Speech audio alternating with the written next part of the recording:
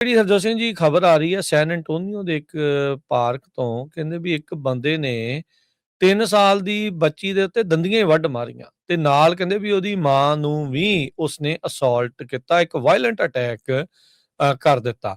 ਇਹ ਵੀ ਇੱਕ ਮੰਨਿਆ ਜਾ ਰਿਹਾ ਵੀ ਭਾਰਤੀ ਮੂਲ ਦਾ ਹੀ ਬੰਦਾ ਆ, ਅਥਰਵਾ ਵਿਆਸ 24 ਸਾਲ ਜਿਸ ਦੀ ਉਮਰ ਆ। ਕਹਿੰਦੇ ਵੀ ਹੁਣ ਇਸ ਦੇ ਉੱਤੇ ਚਾਰਜ ਲਾਏ ਗਏ ਆ ਵੀ charge with injury to a child with intent to cause bodily injury ਤੇ assault causing bodily injury, illegal entry from a foreign nation, ਇਹ ਇਸ ਦੇ ਉੱਤੇ ਜਿਹੜੇ ਹੁਣ ਚਾਰजेस ਲੱਗੇ ਆ।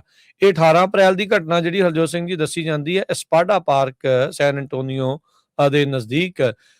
ਗੈਬਰੀਅਲਾ ਪੈਰੇਜ਼ ਕਹਿੰਦੇ ਵੀ ਉਹ ਆਪਣੀ ਬੱਚੀ ਦੇ ਨਾਲ ਵਾਕ ਕਰ ਰਹੀ ਸੀ, ਜਦ ਵਿਆਸ ਅਚਾਨਕ ਆਇਆ। ਉਸਨੇ ਉਸ ਪੈਰੇਜ਼ ਨੂੰ ਵਾਲਾਂ ਤੋਂ ਫੜ ਕੇ ਖਿੱਚਿਆ, ਧੋਇਆ ਤੇ ਉਹ ਡਿੱਗ ਪਈ ਤੇ ਉਹਦੇ 3 ਸਾਲਾਂ ਦੀ ਬੱਚੀ ਵੀ ਉਹਦੇ ਉੱਥੋਂ ਡਿੱਗ ਗਈ। ਜਦ ਕਹਿੰਦੇ ਵੀ ਉਹ ਜਿਹੜੀ ਗਰਾਊਂਡ ਦੇ ਉੱਤੇ ਡਿੱਗ ਗਈ ਸੀ, ਉਸਨੇ ਬੱਚੀ ਦੇ ਉੱਤੇ ਅਸੌਲਟ ਕਰਨਾ ਜਿਹੜਾ ਉਹ ਸ਼ੁਰੂ ਕਰ ਦਿੱਤਾ।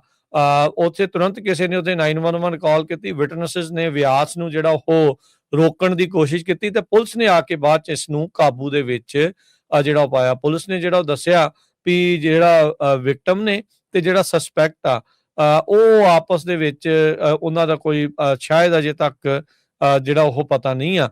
ਪਰ ਉਹਦੀ ਮਾਂ ਕਹਿੰਦੀ ਆ ਵੀ ਸਾਨੂੰ ਲੱਗਦਾ ਵੀ ਜਾਣ ਬੁੱਝ ਕੇ ਮੇਰੇ ਉੱਤੇ ਜਿਹੜਾ ਟਾਰਗੇਟਡ ਅਟੈਕ ਜਿਹੜਾ ਉਹ ਕੀਤਾ ਗਿਆ ਹੈਗਾ ਆ। ਕਹਿੰਦੇ ਵੀ ਉਹਨੂੰ ਤੇ ਉਹਦੀ ਕੁੜੀ ਨੂੰ, ਉਹਦੀ ਬੱਚੀ ਨੂੰ, 3 ਸਾਲ ਦੀ ਬੱਚੀ ਨੂੰ ਫੇਸ਼ੀਅਲ ਇੰਜਰੀਜ਼ ਜਿਹੜੀਆਂ ਹੋਈਆਂ ਆ, 2 ਦੰਦ ਵਿਚਾਰੀ ਦੇ ਟੁੱਟ ਗਏ ਤੇ ਨਾਲ ਦੰਦੀਆਂ ਜਿਹੜੀਆਂ ਉਸਨੇ ਮਾਰੀਆਂ ਤੇ ਇਮੋਸ਼ਨਲ ਟਰਾਮਾ ਜਿਹੜਾ ਹੋਇਆ ਆ ਉਹ ਇੱਕ ਵੱਖਰਾ ਜਿਹੜਾ ਇਸ ਦੇ ਵਿੱਚ ਐਂਗਲ ਜਿਹੜਾ ਉਹ ਹੈਗਾ ਆ। ਸੋ ਵਿਆਸ ਨਾਂ ਦਾ 24 ਸਾਲਾਂ ਦਾ, ਕਹਿੰਦੇ ਜਿਹਦੇ ਬਾਰੇ ਪੁਲਿਸ ਨੇ ਕਿਹਾ ਵੀ ਉਹ ਗੈਰ ਕਾਨੂੰਨੀ ਢੰਗ ਦੇ ਨਾਲ ਅਮਰੀਕਾ ਦੇ ਵਿੱਚ ਦਾਖਲ ਹੋਇਆ ਤੇ ਉਸਨੇ ਇੱਕ ਔਰਤ ਤੇ ਉਸਦੀ 3 ਸਾਲ ਦੀ ਬੱਚੀ ਦੇ ਉੱਤੇ ਅਚਨਚੇਤੇ ਬਗੈਰ ਕਿਸੇ ਗੱਲ ਤੋਂ ਹਮਲਾ ਕਰਕੇ ਉਹਨਾਂ ਨੂੰ ਫੱਟੜ ਕਰ ਦਿੱਤਾ ਆ ਤੇ ਹੁਣ ਉਸ ਦੇ ਉੱਤੇ ਜਿਹੜੇ ਅਰੈਸਟ ਕਰਕੇ ਉਸ ਨੂੰ ਹੁਣ ਚਾਰजेस ਉਹਦੇ ਉੱਤੇ ਲਾ ਦਿੱਤੇ ਗਏ ਹੈਗੇ ਆ।